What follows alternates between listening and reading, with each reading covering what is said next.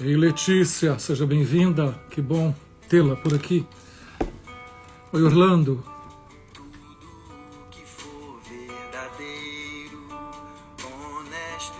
Paz do Senhor para todos.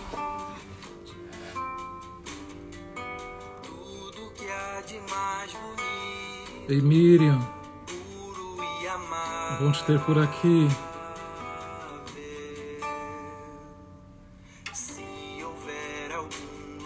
Oi, Alexandre.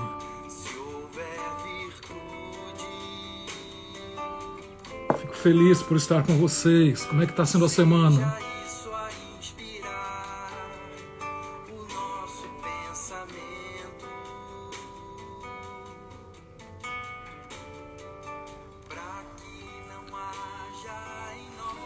Nossa live de hoje será com o Capitão Pedrosa novamente. Daqui a pouquinho eu vou chamá-lo. Vamos esperar um pouquinho. Eu quero pedir para vocês. Usa a flechinha que tem aí embaixo para chamar os seus amigos. Convide as pessoas para estarem conosco hoje. Nós vamos falar sobre um tema importante. Nós estamos no Setembro Amarelo, que é a campanha de prevenção do suicídio. E eu penso que esse é um tema importante para cada um de nós e para as pessoas que estão ao nosso redor. Então chama seus amigos aí para interagirem conosco. Valeu, Orlando, bom por ter feito isso, compartilhado. Irmã Vanilda, seja bem-vinda, querida. Oi, Adna. Alegria tê-la conosco. Oi, Gabi. Seja bem-vinda, Gabi.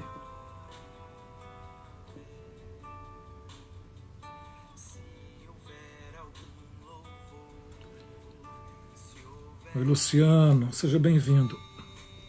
O Capitão Pedrosa já está conosco. E daqui uns 2 minutinhos eu vou adicioná-lo até chegarem mais pessoas.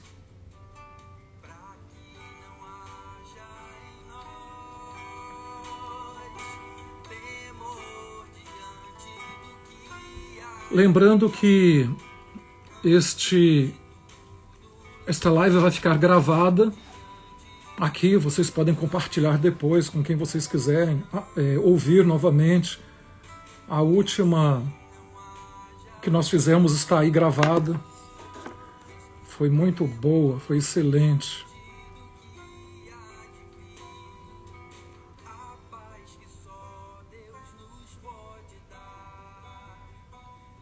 Mirem, ele é da sua cidade? De Campinas, é isso mesmo. É verdade. Campinas é uma cidade linda.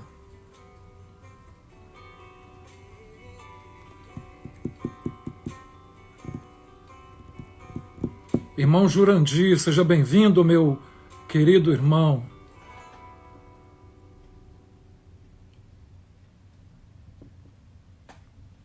Gerard, seja bem-vindo também.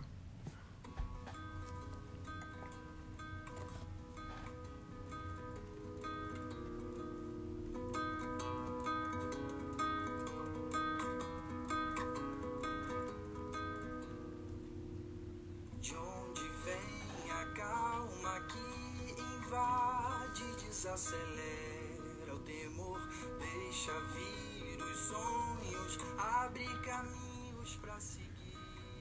Eu tenho comunicado para vocês que são daqui da nossa igreja, dia 4 de outubro, nós vamos realizar nossa celebração da ceia do Senhor, de uma das ordenanças que o Senhor Jesus deixou para nós. Então anota na sua agenda aí, dia 4 de outubro, 10h30 da manhã, vamos celebrar a ceia do Senhor em português, inglês, espanhol, com tradução, com transmissão online para aqueles que não puderem estar presentes. Vocês podem participar de casa. Nós temos o kit para a ceia. E vocês podem passar na igreja amanhã entre 9 e 5 horas da tarde para pegar o seu kit para sua família, ou então prepara o kit na sua casa para participarem, interagirem conosco, dia 4 de outubro, a partir de 10h30 da manhã.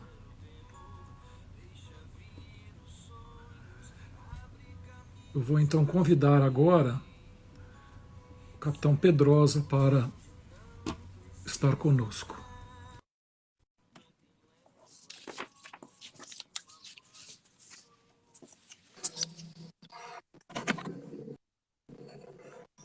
Como vai, capitão Pedrosa, meu amigo? Ô, meu irmão querido, como vai, pastor? Tudo na paz? Na paz do Senhor Jesus. Que alegria tê-lo aqui conosco novamente. A alegria toda minha, meu irmão. Que satisfação muito grande estar com o irmão. O irmão me ouve e me vê bem? Perfeitamente. Que ótimo também. Da mesma forma, consigo ver bem. E é mais uma vez um privilégio para a gente poder se reunir, conversar do reino de Deus, especialmente sobre uma temática, né, irmão, tão relevante como essa que vamos abordar hoje, né? Verdade. Eu quero perguntar para os demais se estão todos ouvindo bem. Dá aí um sinal para nós, se vocês estão nos ouvindo e nos enxergando bem. Para quem não conhece, o capitão Pedrosa é a segunda live que nós estamos realizando há cerca de um mês aproximadamente. Nós realizamos uma outra live que foi uma bênção, ela está gravada, já tem muitas pessoas que já ouviram, já reproduziram, já assistiram. Está gravada aqui no IGTV. Mas o capitão Pedrosa está fazendo o doutorado em saúde da mulher, eu quero apresentá-lo agora, está fazendo doutorado em saúde da mulher pela Universidade de Campinas, a Unicamp, é mestre em teologia pela Faculdade Batista do Paraná, é isso? Bacharel em Direito pelo Centro Universitário Salesiano de São Paulo, bacharel em Ciências Policiais e Segurança Pública pela Academia de Polícia Militar do Barro Branco, bacharel em Teologia pela Faculdade Teológica Batista de Campinas, professor universitário, capitão PM de São Paulo, pastor batista, casado com Val Pedrosa, que também é militar, Sim. Oficial militar, tem 2 filhos, o Lucas, de 19, e o Isaac, de 12 anos.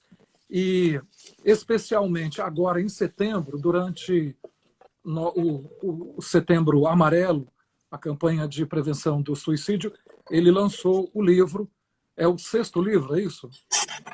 É o 6º livro, o lançamento dele vai ser a partir da semana que vem, tá, meu irmão? Ele já está pronto, Okay. Semana que vem ele chega e aí vai ser o lançamento oficial. Eu vou divulgar nas redes, aí todo mundo ter bastante conhecimento dele. Então, o nome do livro é O Terapeuta Chamado Jesus e o Seu Cuidado com as Doenças da Alma. Exato. Pastor Pedrosa, capitão Pedrosa, poderia nos falar um pouquinho sobre o livro? Claro, meu irmão, claro. O livro, muito da temática desse livro, ele tem a ver com a nossa conversa de hoje, pois ele trata das doenças da alma e dá um caráter muito especial para a depressão e para a ideação suicida, esse tipo de comportamento que leva as pessoas ao estágio mais drástico, né, desse adoecimento. Então, no livro, eu vou apresentar ao leitor Jesus como um terapeuta. Ele sendo Deus, ele cuidando da nossa alma, mas desempenhando um papel de terapeuta, nos recebendo no seu consultório e tratando de nós como se nós entrássemos no consultório de Jesus, deitássemos no divã e abríssemos o coração para ele. E nessa obra eu quero mostrar todas as características de Jesus como um terapeuta, principalmente a capacidade dele de fazer escuta, de ouvir as pessoas, que as pessoas pudessem abrir o coração, como ele faz hoje também, por meio da oração. E da último terço do livro, de maneira muito prática, eu vou tratar dessa questão do suicídio e de como nós detectamos esses sinais, como nós atuamos para prevenir o adoecimento nosso e principalmente ajudar aquele que está adoecido. Esse é o foco do livro, que de alguma maneira vai servir como manual de consulta para a gente poder ajudar aqueles que estão passando por essa necessidade, meu irmão. como é que nós podemos adquirir esse livro? Meu irmão, ele vai estar divulgado a partir da semana que vem. Todos os canais da internet de venda de livros, eles podem ser adquiridos. Em alguns ambientes eu farei o lançamento pessoalmente, mas é claro, aqui na região. E se caso o irmão queira que eu mande aí para Washington, para a América, a gente conversa, o irmão me fala a quantidade de livros e a gente monta aí uma forma de mandar pelo correio para chegar até o irmão com toda a paz. Mas na internet ele vai estar disponível, inclusive em e-book. O pessoal que prefere fazer a leitura dele virtual, ele vai estar disponível também. A partir de semana que vem eu já começo a anunciar os canais. Maravilha. Então vamos lá. A Organização Mundial da Saúde aponta que a depressão, um dos fatores de risco do suicídio, atinge aproximadamente 7% da população mundial. Cerca de 400 milhões de pessoas. Capitão Pedrosa, nos fale aí, o que nos chama a atenção para esse tipo de doença? Sim, meu irmão, a primeira constatação que é muito bom a gente já fazer de pronto aqui na nossa análise, eu já entro nesse dado da Organização Mundial da Saúde, é a constatação que por muitos anos ficou relegado a questão do tabu, de que a alma não adoecia, de que a pessoa só adoecia fisicamente. E aqui, sem entrar em questões teológicas, o ser humano ele é dividido numa parte material e numa parte não material, imaterial, que a gente pode chamar de alma, de intelecto, de espírito. E, por hora, é importante saber essa definição. A parte física já é constatado que ela adoece, que ela precisa de prevenção ao adoecimento, e quando adoece, ela precisa de tratamento eficaz para que se resolva aquela mazela que a pessoa está sofrendo. E a constatação principal do final do século passado foi descobrirem cientificamente que a nossa parte imaterial, que aqui eu vou chamar de alma a todo momento, ela também adoece. Assim como o físico, o emocional também adoece, e da mesma maneira que o físico. Ele precisa de prevenção ao adoecimento, vamos falar bastante disso hoje, e se a pessoa adoece, precisa de tratamento, de maneira adequada de lidar com isso.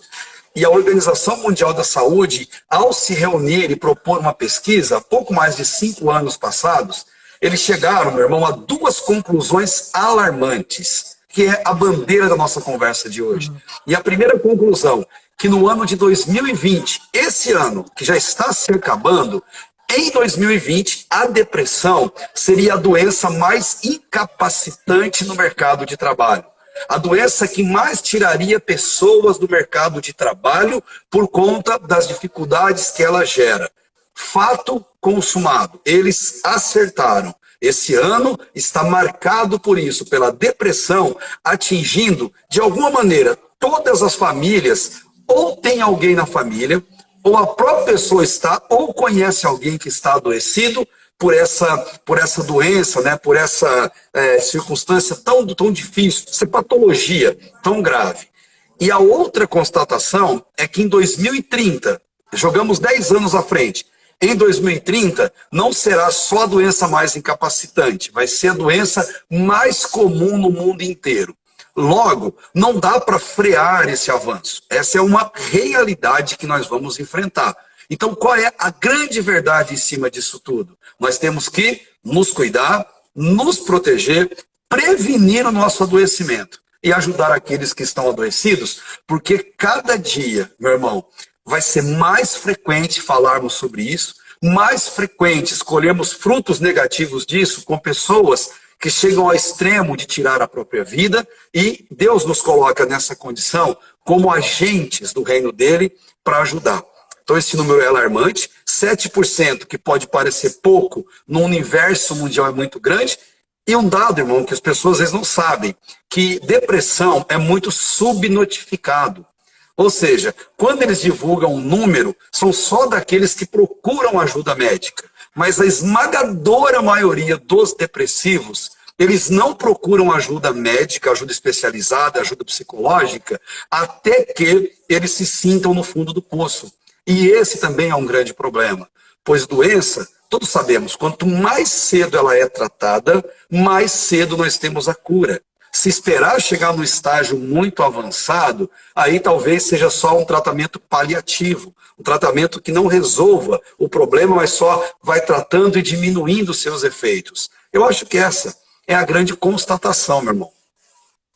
É impressionante. É impressionante esses números, esses dados. E Sim. a gente tem falado, né, nos preocupado e nos incomodado com o Covid-19, mas é impressionante que antes do Covid-19, depressão, causa de suicídio, matava muito mais do que Covid tem matado agora, Muito e agora mais. muito Verdade. mais do que antes. E Sim. nós estamos dando muita importância para o Covid e nem tanto para a questão da depressão, que é um dos temas do livro, né, que vai ser lançado na próxima semana. Sim. Mas, uma outra pergunta. A depressão, assim, antes de eu fazer a pergunta, se vocês que estão aí participando da live tiverem perguntas, fiquem à vontade. Se por algum motivo nosso som ou nossa imagem falharem, por favor, escrevam também, para que nós possamos tomar alguma providência. Mas, então, vamos lá. A depressão tem causa específica?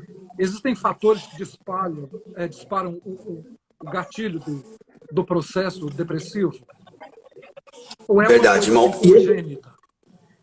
Não, esse é interessante. Quando a gente trata de alma e de adoecimento da alma, a gente tem o hábito de pensar que é uma questão específica, que é um fato motivador, mas não é. Quando se trata de alma, quando se trata dessa parte mais imaterial, como eu falei, a questão ela é multifacetária, que a gente costuma dizer, ou multidisciplinar. Não existe um fator. Pode ter a gota d'água, o fator que desencadeou, o fator mais conhecido, mas tem vários fatores envolvidos. Vou te dar um exemplo, irmão, que as pessoas muitas vezes desconhecem. Tem depressão que ela é causada de maneira orgânica, de maneira genética. Um desequilíbrio, por exemplo, hormonal, pode levar alguém a uma depressão. Um desequilíbrio no seu neurotransmissor, e por isso recomenda-se que as pessoas elas façam, por exemplo, atividade física, para que elas tenham essa sensação de satisfação, de felicidade, de saciedade. Ou seja, tem causas orgânicas que provocam depressão. Tem causas congênitas, de herança genética, de alguém que sofra por depressão. Muitas vezes tem alguém na família e aquela outra geração que veio depois acaba também enfrentando essa mesma problemática. E tem causas espirituais, sim, não podemos negar. Causas espirituais para aquelas pessoas que lidam muito com isso, que estão muito envolvidas com as trevas, também é um fator que gera esse sentimento de depressão. Mas tem outros fatores variados. Por exemplo, alguém que está sendo muito estressado no seu dia a dia. O estresse, ele acaba inibindo o neurotransmissor do bem e liberando o neurotransmissor que é negativo, ele acaba afetando essa questão das emoções. Pessoas que talvez tenham um sentimento de frustração muito grande, que não se resolve, que se prolonga no tempo, gera também, ou pode gerar, um sentimento de depressão, decepções, entre outros fatores. Muitos são os fatores que podem conduzir alguém à depressão. O que precisa ser muito bem delineado é a pessoa conhecer o que leva ela a isso, o que provoca nela isso. Sabe por quê, pastor? Porque às vezes a pessoa tem um problema de ordem orgânica que não vai resolver. Que ele vai passar o resto da vida dele com aquele problema de ordem orgânica. Então ele vai ter que aprender a lidar com a depressão até o resto dos dias dele. Só a título de exemplo, meu irmão, Charles Spurgeon, grande pastor, tão conhecido há 2 séculos aí falecido, Spurgeon sofria de depressão no seu grau mais profundo.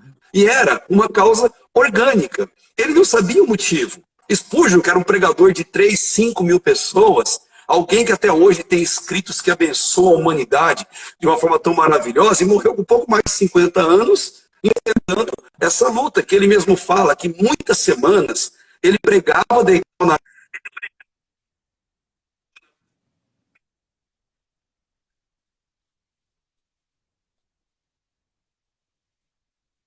ter que lidar com isso até o final, e chegar àquela conclusão assim, sabe, pastor? A graça de Deus basta. quando essa é a problemática. Quando é de outra nascente, de outra origem, aí sim, tem outras formas de lidar para resolver, para minorar esse problema. Mas é mais ou menos isso, tá, irmão? Ela é mais complexo, ela tem vários fatores que a gente não pode apontar um específico que está provocando na pessoa. Ok. A Miriam está aqui perguntando, a depressão leva ao alcoolismo? Eu diria que sim, e o alcoolismo também leva à depressão. Seria uma via de duas mãos, sim. Uma coisa pode estar atrelada à outra, nunca é um fato que a gente fala assim, isso é aquilo. Não, mas sempre interligado uma coisa com a outra. Porque no fundo, meu irmão, a depressão é aquele sentimento de vazio. É aquele sentimento de que nada faz sentido. É aquele sentimento de que a existência em si ela está sendo vã, que há aquele vazio que não pode ser preenchido por nada, algo que não se explica, uma solidão em meio a uma multidão. E muitas vezes, todo ser humano que precisa de uma busca de um prazer, de uma satisfação, ele vai buscar isso para tentar satisfazer aquele vazio. E nisso, muita gente se entrega à bebida, se entrega às drogas ilícitas, se entrega muitas vezes às questões sexuais. E aí, tipo, como diz a palavra de Deus em Salmo, né? Um abismo começa a puxar o outro abismo. Um abismo chama o outro abismo. E ao invés de resolver o se afundando mais nessa busca desenfreada.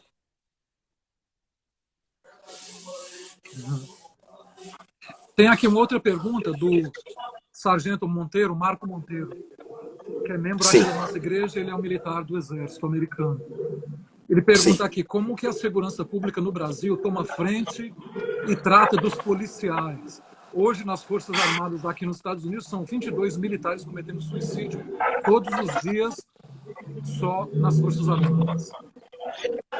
Sim, esse número, meu irmão, que faz a pergunta, ele é alto aí e ele é tão elevado aqui. Aliás, aqui no Brasil ele é mais elevado do que aí. Seja nas Forças Armadas, seja nas forças policiais. A gente enfrenta essa realidade e esse número ele vem aumentando ano a ano e a gente tem enfrentado essa realidade.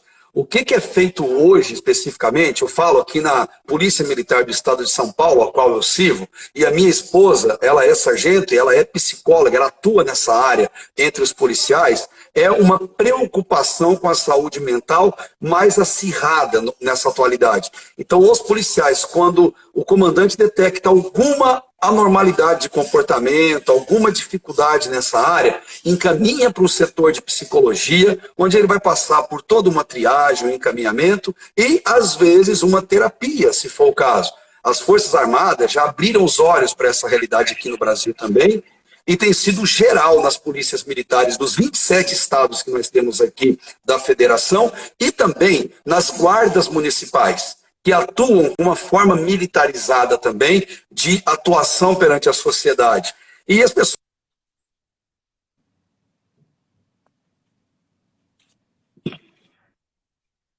Conhecimento. Pelo menos a gente ouve dizer que na América é um pouco diferente, as pessoas reconhecem os militares, as pessoas gostam do trabalho dos militares. No Brasil é muito diferente. No Brasil, dizemos assim, que só gosta de militar quem tem até 6 anos de idade e quem tem depois de 70.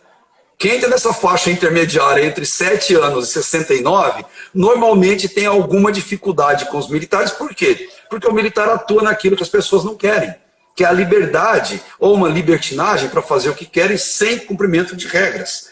E essa falta de reconhecimento gera uma falta de reconhecimento governamental, seja com relação a salário, com relação à qualidade de vida, gera também, muitas vezes, o medo de não voltar para casa, ou de um familiar não ter o seu parente de volta por conta do enfrentamento do crime.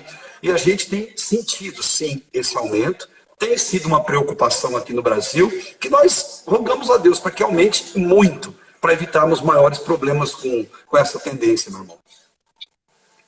Ok. O Orlando está perguntando aqui, o senhor não acha que as pessoas se entregam assim muito fácil à depressão pelo fato de não ser uma característica dessa geração lutar?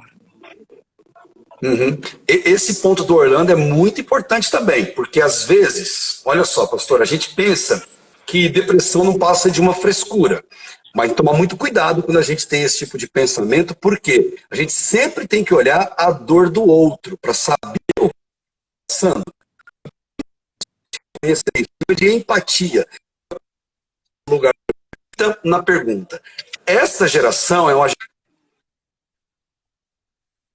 geração mais, eu vou dizer, fragilizada emocionalmente. Não é como a geração passada, uma geração que brigava, aguerrida. É uma geração que tem muita distração, muita facilidade, inclusive tecnológica, mas falta muito a essa geração receber a devida atenção, companheirismo, aconselhamento, uma boa escuta. Como isso falta muitas vezes nessa geração mais nova, é uma geração que se deprime muito.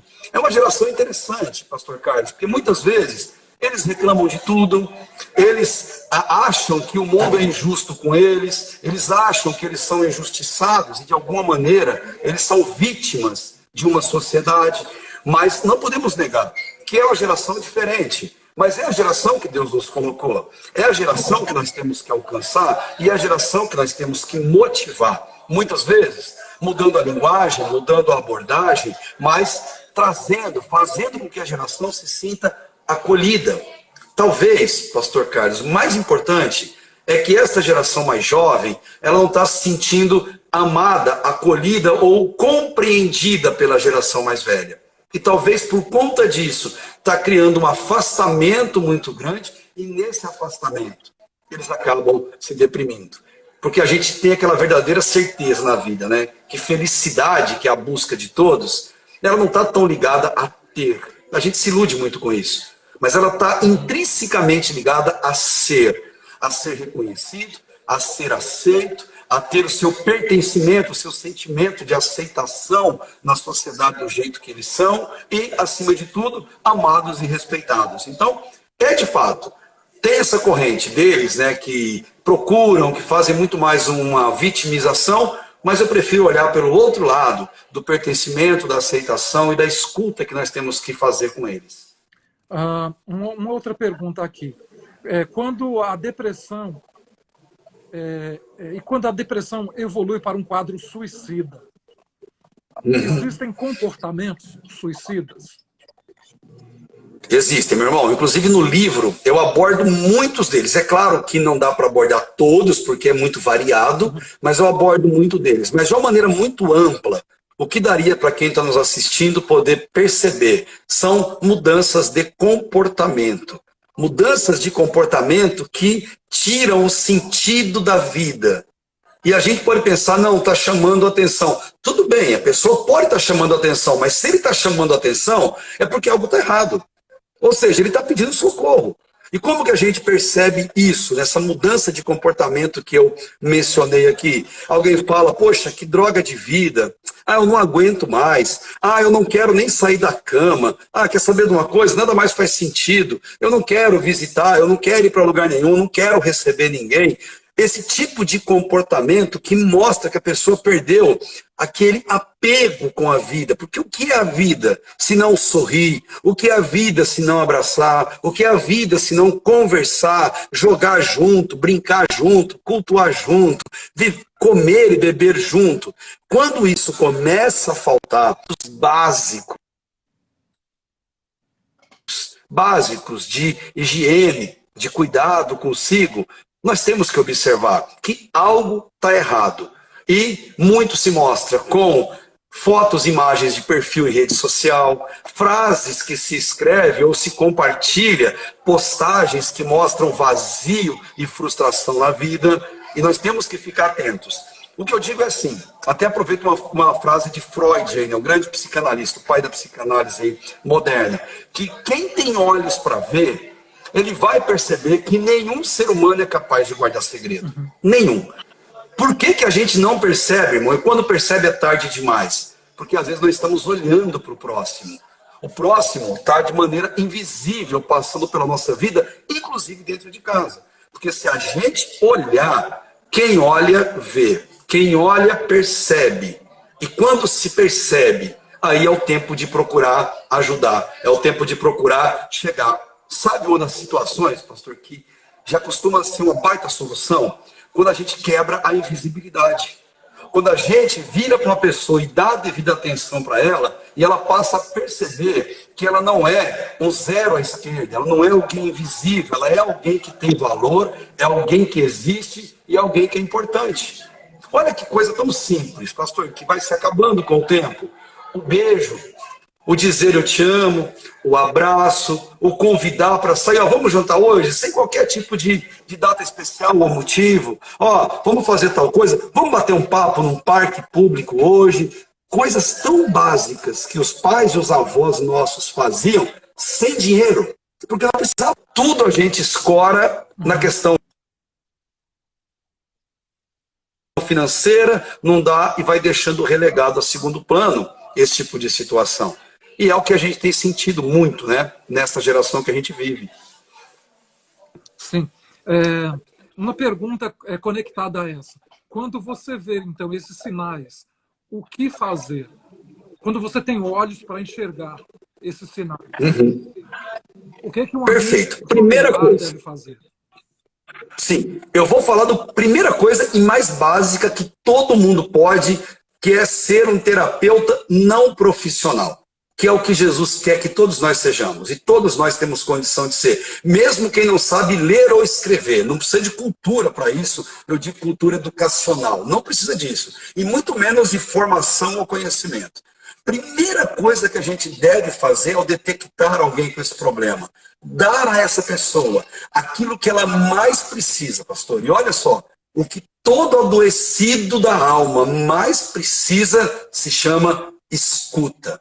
O nome técnico, escuta ativa. O que é isso? Que você empreste para a pessoa os seus ouvidos, não a sua boca, não os seus conselhos, não os seus julgamentos, não até o seu conhecimento teológico. O que um adoecido precisa é de ouvido, então ele precisa falar. Dores do corpo, doenças físicas, como que se cura? Bebendo algo, tomando algo, se cura. Doenças da alma, como que se curam? Em regra, fora do que está dentro. Tirando de dentro de nós aquilo que está amargando o coração daquela pessoa. Então, primeiro ponto, como que se ajuda? Ofereça o ouvido. Deixa a pessoa falar. Não julgue a pessoa. Não importa o que a pessoa vai te contar. Não importa. Não importa o quão feio, quão grave, o quão tenebroso é aquilo. Ouça aquilo. Olhe para a pessoa. Se isole das coisas que estão em volta. Fixe nos olhos e escute. Quando a pessoa terminar de falar, e seja lá o que for que ela fala, você pode virar para ela e fazer uma simples pergunta. E como que você está com tudo isso?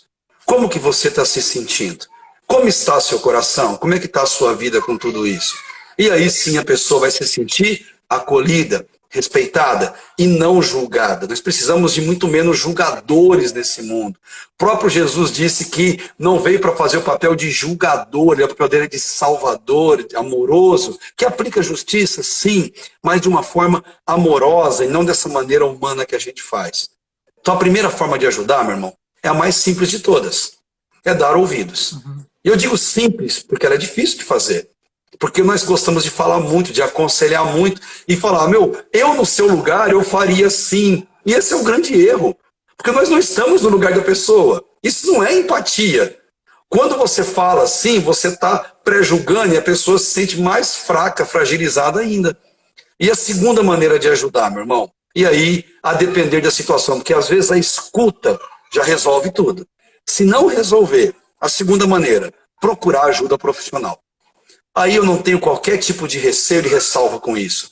Procure um bom psicólogo que tenha uma linha cristã, um bom psicólogo que ame primeiro a Deus e depois as pessoas, porque as duas coisas andam juntas. Alguém que respeite a Bíblia, que tenha na Bíblia a sua grande fonte. Procure um bom psicólogo cristão. Se o psicólogo recomendar um psiquiatra, porque às vezes a questão é orgânica, lembra que eu falei? E se é orgânica, uma medicação vai ser necessário para reequilibrar as coisas. E, gente, psicologia, psiquiatria são ciências que Deus deu de presente para a humanidade, é graça de Deus. E a gente tem que aprender a usar e usufruir da graça de Deus. Então, ajude putativa. Empreste o seu ouvido com empatia. Eu chamo isso de escuta empática e abordo muito na obra. E também procure encaminhamento para profissional, se necessário for, porque muitas vezes o simples acolhimento da pessoa, a simples quebra da invisibilidade da pessoa, o simples fato de você ouvir a pessoa, era tudo que ela precisava. Era tudo que ela buscava em um terapeuta. Jesus fazia isso. E ele nos ensina a fazermos da mesma forma, do mesmo jeito que ele fazia. Uhum. O Orlando está perguntando aqui novamente, existe alguma explicação de pessoas que não conseguiram se matar sobre o que passa naquele momento final em que eles vão praticar o ato? Existe uma forma de ciência, uma dor. Sim, tem uma forma de estudo que chama de autópsia psicológica, que depois que uma pessoa comete um crime, um homicídio, quando alguém morre, seja por suicídio ou alguém mata, é uma forma de você estudar o histórico da pessoa, a vida pregressa da pessoa, para entender o que levou ela até aquele final. Você consegue chegar ali, pelo menos, a um bom patamar do que levou essa pessoa até aí. Mas esse tipo de estudo é um estudo muito complexo.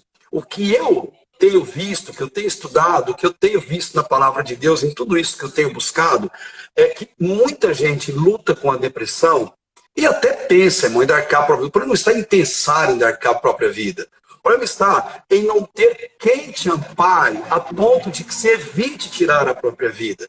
Essa é a grande questão. Então, muita gente enfrenta, luta e vence a depressão. Outros enfrentam e carregam essa luta por toda a vida e não cometem um atentado contra a sua própria existência. Por quê? Porque a graça de Deus, irmão, ela basta, a graça de Deus sustenta. A graça de Deus, ela é capaz de dar à pessoa todas as forças para ele conseguir.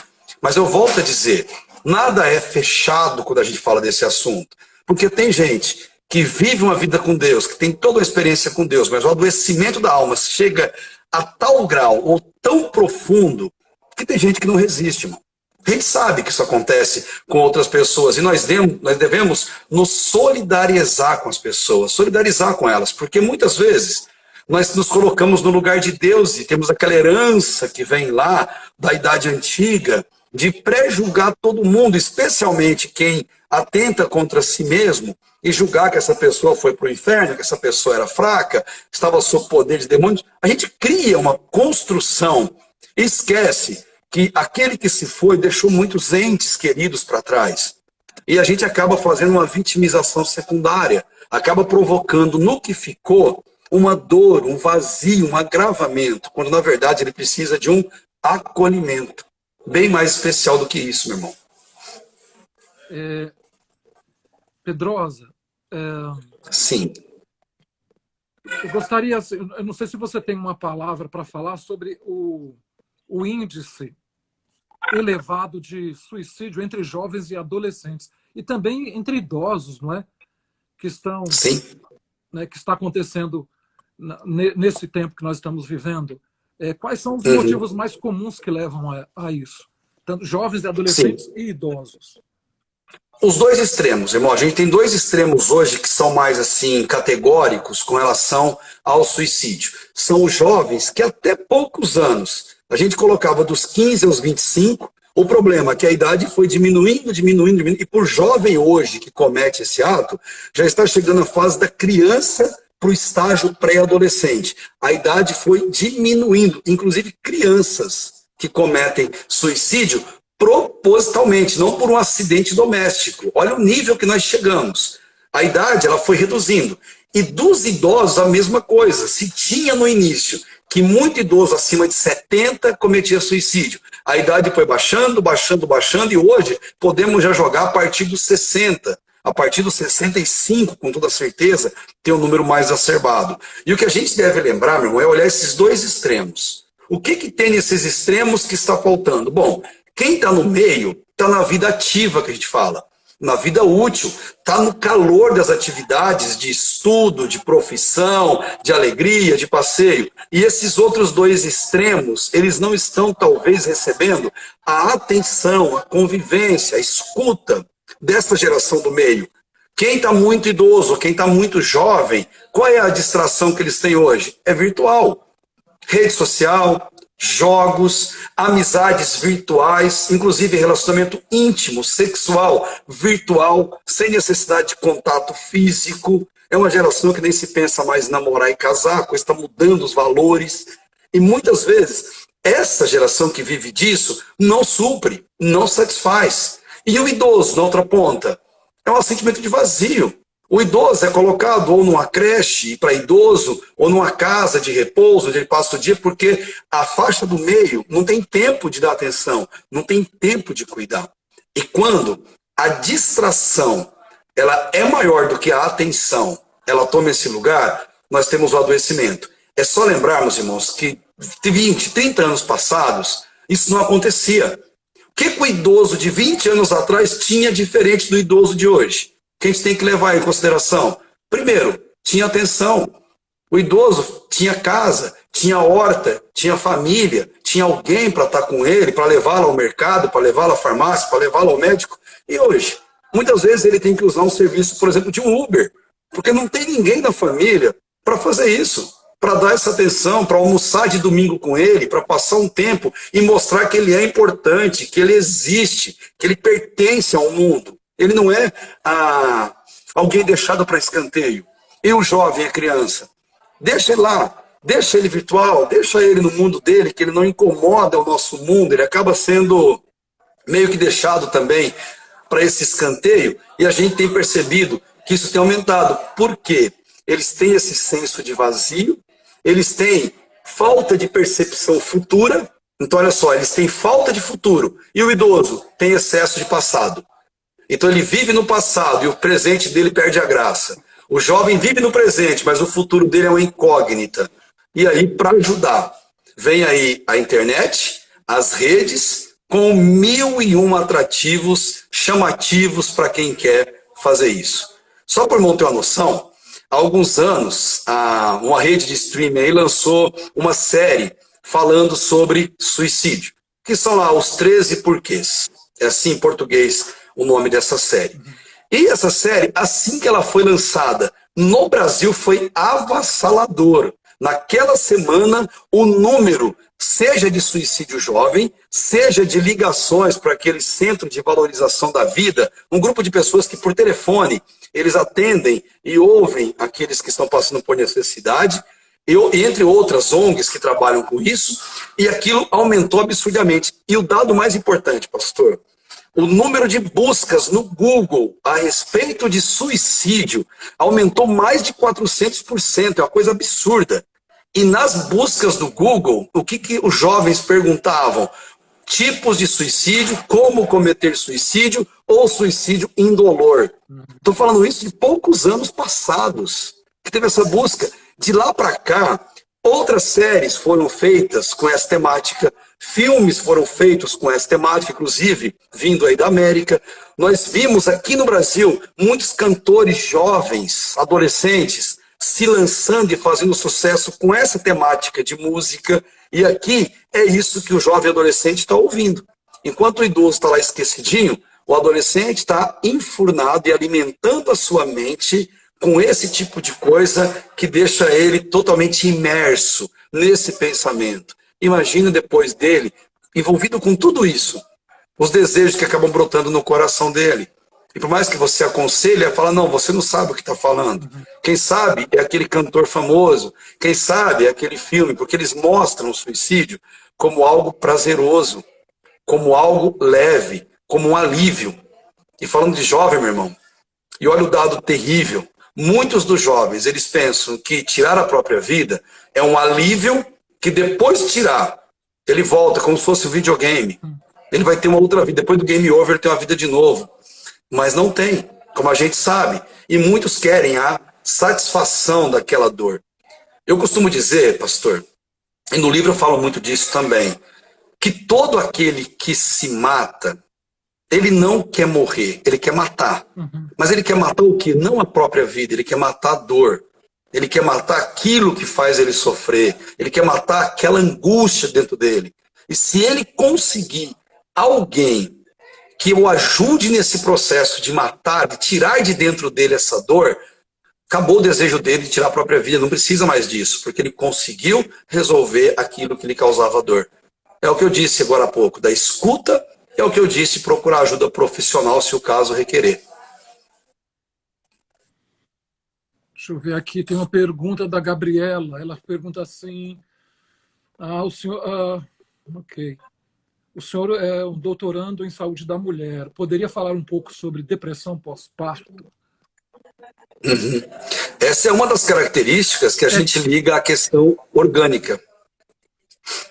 É uma das formas em que a mulher, por conta do parto, ela tem uma revolução no corpo dela. E essa revolução, ela passa pela questão estética, física, mas passa pela questão também dos neurotransmissores, dos hormônios. E é até um número razoável de mulheres que, por conta desse descompasso que o organismo dela está se readaptando à vida a partir do parto, que o corpo dela vai voltar ao que era antes, e muitas mulheres desenvolverem essa patologia. Acontece com bastante frequência, sim, e também é bom a gente lembrar que depois que a mulher tem o bebê, a vida da mulher ela vira de cabeça para baixo.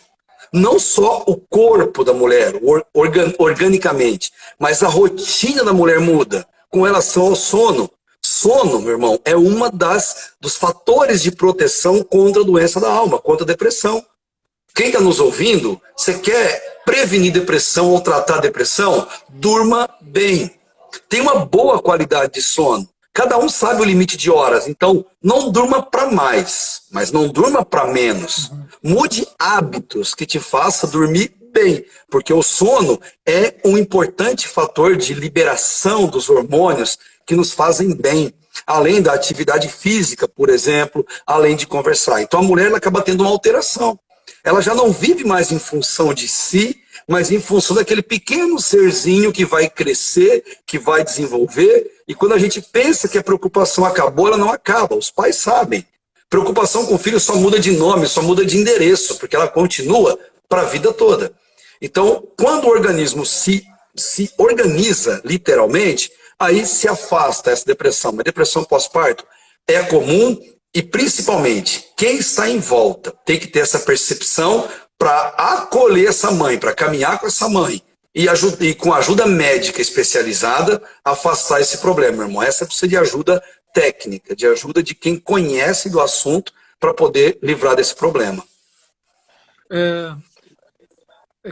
Ligado a essa pergunta, é verdade que as mulheres têm mais depressão do que os homens? A gente tem um índice muito alto de mulheres. Então, assim, em questão de depressão, o número de mulheres acaba superando o dos homens. Muitas vezes por questões orgânicas. As questões hormonais de mulher acabam sendo muito mais contundentes do que nossa como homem. E outras, mulheres são multitarefas, né? Mulher faz muita coisa ao mesmo tempo. Mulher se exige muito mais, inclusive nessa sociedade moderna que a gente tem. E por conta da alta exigência, por conta da multitarefa, ela passa a não ter uma qualidade boa de vida, de sono, de alimentação, de atividade física, por exemplo, de vida, de espiritualidade, que é tão importante para esse controle, né, das emoções. E, de fato, as mulheres, sim, têm isso. E quando vai para a questão do suicídio, as mulheres tentam muito mais do que os homens. O número é muito mais alto de mulheres que tentam com relação aos homens. Mas os homens consumam muito mais que as mulheres. Em matéria de suicídio consumado, dos homens é altíssimo, da mulher lá embaixo. Em matéria de tentativa, inverte. Mulher tenta mais, homem consegue mais. Talvez pelo fator mais explosivo do homem, de ter a coragem, o próprio meio para ser utilizado, e a mulher não. Como ela tem essa multitarefa, tem tanta coisa em volta, filho, família, tanta preocupação, ela pensa muito mais antes de fazer. E às vezes o homem, por essa característica, ele é muito mais... ele tem mais essa questão rápida, né? Ele pensa na hora ou nem pensa direito e vai lá e faz. Mas o número tem essa diferença. Existe alguma faixa etária em que os homens são mais predispostos a cometer o suicídio? Irmão, a gente vê assim, nessa parte de coragem de fazer, essa idade mais jovem, homens aí de 25 a 35 anos. É a idade mais impulsiva, é a idade em que o homem está mais cheio de si, é onde ele tem mais coragem, muitas vezes, para praticar um ato. Quando ele está um pouco mais maduro, ele tende a ter o pé mais no chão, ele tem mais fatores de proteção que o ajudam, como amigos, família, emprego, mas quando nessa fase mais jovem, que ele está ainda numa busca, numa procura, e essa procura não acontece, eles tendem a fazer isso ou mesmo na questão sentimental. Eles se sentem muitas vezes esquecidos quanto ao amor, ou não conseguem amar ou ter aceitação de alguém, e pela impulsividade, muitas vezes eles acabam dando cabo ali, aquela dor, aquele sofrimento, mas de maneira errada. E homem, pastor, tem uma dificuldade muito diferente de mulher, né? Homem tem uma dificuldade de procurar ajuda que é fantástica. Qual homem não tem o receio de médico? A gente não gosta de ir em médico, é incrível. Por que que o homem morre muito mais de câncer, de adoecimento? Porque o homem não faz prevenção. O homem não vai a médico. A gente tem essa ressalva tão grande com a medicina, e com relação às doenças da alma, a mesma coisa. Homem ir num psicólogo é uma luta, porque ele tem medo de parecer louco, de parecer fraco, de parecer que está perdendo o controle. A gente esquece que nós nunca temos o controle. O controle na vida de um cristão, já que falamos aqui para cristãos principalmente, o controle está na mão de Deus, na nossa mão. E a gente só entende isso quando a gente se entrega, quando a gente solta, quando a gente coloca nas mãos de Deus. Até ele faz esse alerta, né, quando ele diz, gente, coloque os seus fardos sobre mim, deposite sobre mim, vinde a mim, Mateus 11, todos que estáis cansados e sobrecarregados, e eu vos aliviarei. Nós homens temos uma dificuldade muito grande de demonstrar fraqueza, quando na verdade todos nós somos fracos. Paulo já disse, quando eu estou fraco, então eu estou forte, porque eu sinto Deus agindo em mim. A mulher já tem mais facilidade nisso, irmão, de procurar socorro, de procurar ajuda, de abrir o coração, de se confessar, de ter alguém junto. Que a gente, como homem, a gente aprenda isso, que a alma do homem e da mulher adoece na mesma proporção. E se nós procurarmos a ajuda devida, a gente também tem a condição de resolver isso em nosso coração. Pedrosa, por um acaso você saiu daqui do vídeo. Nós conseguimos ouvir sua voz, mas a sua imagem... Eu estou vendo ao irmão e a mim mesmo aqui na tela, irmão. Eu consigo ver, estão ouvindo perfeitamente. Então, alguma coisa aí do Instagram que aconteceu. Mas nós não estamos te vendo. Você não clicou em nada aí? Não cliquei. Foi coisa do próprio Instagram. Se o irmão quiser chamar de novo, se achar melhor, tá tranquilo. Nós estamos caminhando para o final. Se a gente interromper... Vamos na voz, então. Chamar todo mundo de volta vai demorar. Vamos na voz mesmo. Ok. Caminhando então para o final, antigamente a depressão era tratada de forma mística, com aconselhamento ou com psicoterapia. Atualmente é tratada de forma mais agressiva. Você tem ideia do que foi que mudou na fisiologia da depressão que permitiu essa transformação no tratamento? Que é medicamentoso, né? Sim. Hoje o que mudou, irmão, na verdade, foi o conhecimento científico que mudou. Os tabus foram quebrados, o conhecimento médico, científico, psicológico atingiu o patamar de reconhecimento de adoecimento da alma e da necessidade do tratamento, e isso fez toda a diferença. Porque agora se trata da alma com o cuidado devido, com profissionais, com aqueles que dominam do assunto, ou mesmo com as pessoas que vão dar a escuta necessária. E percebeu-se, meu irmão, acima de tudo, que adoecimento da alma não é coisa de demônio. Adoecimento da alma não é coisa de frescura, não é coisa que se trata, por exemplo, com esoterismo, não se trata com ervas, mas se trata com espiritualidade bíblica, boa, cristã, e se trata também com profissionais que conhecem, que atuam de maneira profissional, de maneira científica nessa área. A grande verdade que se descobriu, pastor, é que alma adoece. Existe um jeito de tratar e de resolver isso, cientificamente comprovado. E aí nós temos que nos render a essa verdade, para que a gente consiga prevenir ou solucionar problemas nessa área. Olha só, para quem está perguntando e pedindo, essa live já vai ficar salva, sim. Podem ficar tranquilos, vocês vão poder ouvir e assistir logo em seguida. Sobre esse negócio o uso dos medicamentos, você tem algo para nos dizer sobre efeitos colaterais dos medicamentos antidepressivos? E uma outra pergunta conectada é essa: quanto tempo demora para fazer efeito? Porque tenho ouvido assim, pessoas que começam a tomar o remédio, como não faz efeito no dia seguinte, elas desistem. Aham. Aí, meu irmão, aquela questão que é científica também. Cada organismo tem uma resposta. E todos nós que estamos aqui agora sabemos disso quando se toma, por exemplo, um remédio para dor de cabeça. Em cada um você tem um tempo de resposta diferente do outro. E a gente deve lembrar, devemos recorrer à medicação de ordem psiquiátrica? Sim, devidamente acompanhado por um profissional que percebe, que comprova essa necessidade em nós. Eu não tenho problema com isso. Mas devemos saber que ao iniciar um tratamento, e o profissional vai explicar isso muito bem para o paciente, fatores vão acontecer, efeitos colaterais vão acontecer, como perda do apetite, perda do sono, dores, dificuldades, ela vai acontecer até que o organismo se adapte àquela medicação que tem uma força muito grande de alteração em nós. Mas tão importante, pastor, ou mais importante do que começar um tratamento medicamentoso nessa área psiquiátrica é jamais, eu vou frisar isso aqui, pastor, em hipótese nenhuma se para um tratamento medicamentoso nessa área por conta própria. Jamais. Por quê? Parou por conta própria, o organismo faz o que chamamos de efeito rebote.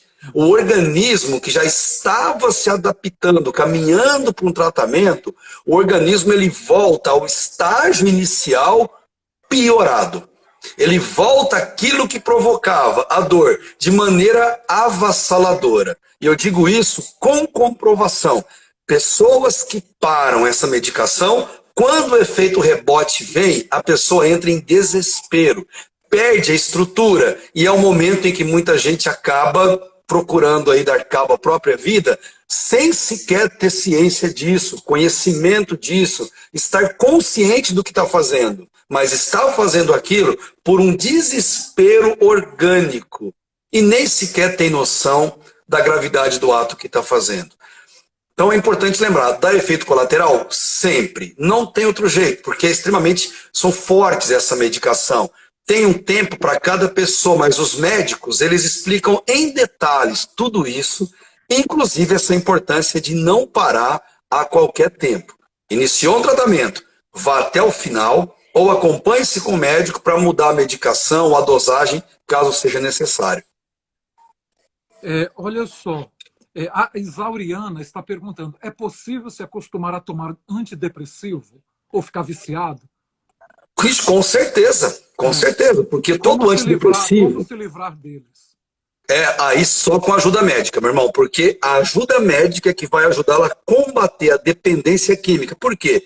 A dependência química é o organismo passar a necessitar daquilo. A dependência psicológica é a sensação que a gente tem boa quando usa uma substância, e a química é o próprio organismo depender dela para viver.